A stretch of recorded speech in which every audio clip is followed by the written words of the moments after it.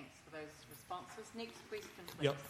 Thank you very much to the panel for that. I declare myself, I was formerly a member of the BBC News Board, but I'm going to ask the question through that kind of prism. First of all, I'm surprised that, you're talking about, this panel's about the media, but you're missing out the social media. And I think my observation of the New Zealand mainstream media is that your biggest competitor is actually social media. And I think in relation to that, you're fighting for audience share. But one of the challenges that you have is possibly that people, not just Muslims, not just ethnic minorities, but particularly white working classes, possibly feel that you are not for them. And that's possibly why your readership is declining. And my question is, in this kind of era where there's criticism of mainstream media for being very woke, and I use that term advisedly, what are you doing to improve and increase representation of all sectors and perhaps underrepresented sectors of New Zealand society so that you can better reflect not only the Muslim community and different faith communities, but also people who have been involved in, from the kind of the right-wing nationalist side of things, that they can see themselves reflected in what you're doing and what you're covering?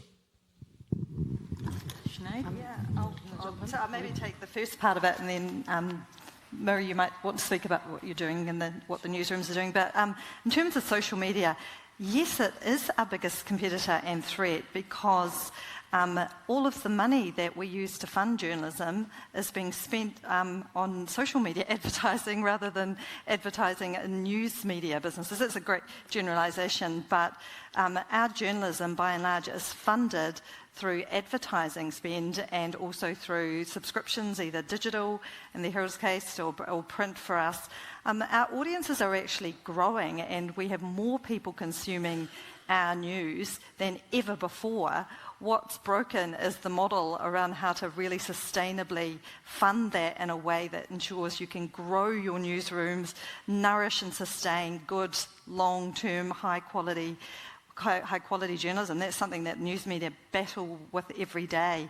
In terms of how do we make ourselves more appealing and accessible to everybody, because I think that's everyone's goal here, is to make sure that everyone in New Zealand can see themselves reflected in the work that we produce.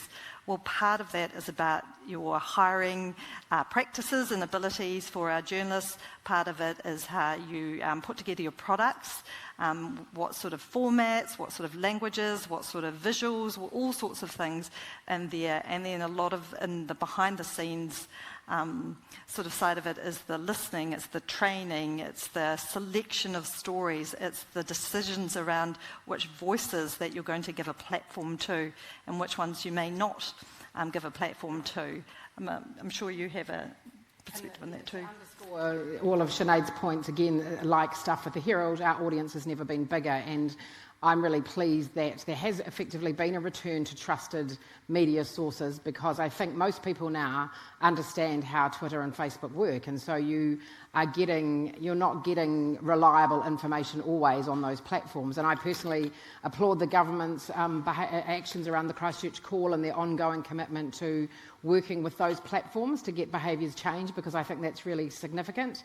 I also thought it was really important, and again applauded, seeing ministers call out the fake news and misinformation on those platforms during COVID, for example, because that information is actually dangerous and was being shared around, and then media companies like ours were being asked, why weren't we publishing those stories?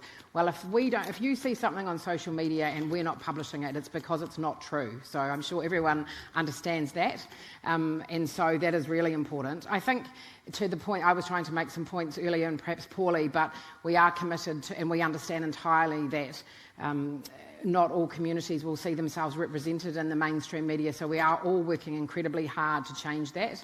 And as I mentioned before around the Herald, we're aware that we don't have expertise in many areas. So, for example, we have a partnership with Māori Television, which is incredibly important in terms of content sharing, and we are currently in discussions with three others that I know of, around three other publishers from ethnic communities, to share content, because we appreciate that we are not experts in this area and we haven't traditionally been, and as you say, say, those communities don't consider that we are for them, but we very much want to be. And so by exploring those partnerships, we are committed to being able to have content that communities could say we are for them. Next question, please.